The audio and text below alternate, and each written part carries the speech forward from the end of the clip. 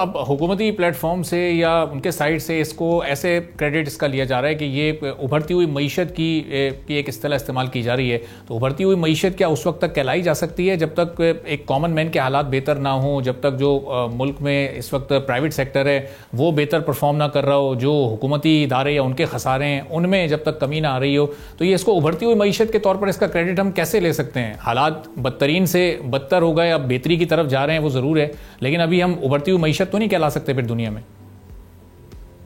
بالکل ایسا ہی ہے.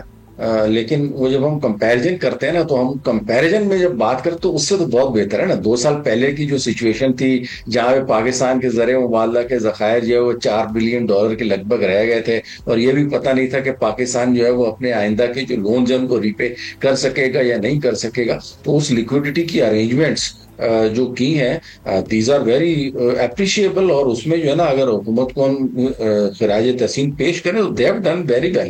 لیکن اس کریڈٹ رینکنگ کو ہم جو ہے نا وہ اپنے ڈائریکٹ معاشی اشاریوں سے جو ہے وہ کمپیئر نہ کریں نا. وہ کریڈٹ ریٹنگ کا مطلب تو سمپل یہ ہے کہ اگر آپ نے مجھے ادھار دینا ہے تو آپ نے صرف مجھے چیک کرنا ہے کہ میرے جو ہے نا وہ آپ کو واپس نہ کرنے کے کتنے چانسز ہوں گے. یا اسی طریقے سے جو انٹرنیشنل جو فائنینشیل انسٹیٹیوشنز ہیں یہ ممالک ہے, تو جب وہ کریڈٹ کسی بھی ملک کو دیتے ہیں تو ان کے اپنے رسک اسیسمنٹ کے پروسیجرز ہیں, اور ان رسک اسیسمنٹ پروسیجرز میں یہ جو ادارے ہیں بلومبرگ, موڈیز, فیچ, ایس&پی, ان کی رینکنگ کو وہ اپنے رسک اسیسمنٹ میں کیلکولیٹ کرتے ہیں. اور جب یہ اسیسمنٹ بہتر ہوتی ہے تو انٹرسٹ ریٹ یعنی جس ریٹ کے اوپر پاکستان کو قرضے ملنے چاہیے, یہ سود جو ہے وہ پاکستان کو دینے کی شرح کم ہوتی ہے, یعنی پاکستان کو نسبتاً کم شرح کے اوپر سود ملے گا, یہ قرضے ملیں گے.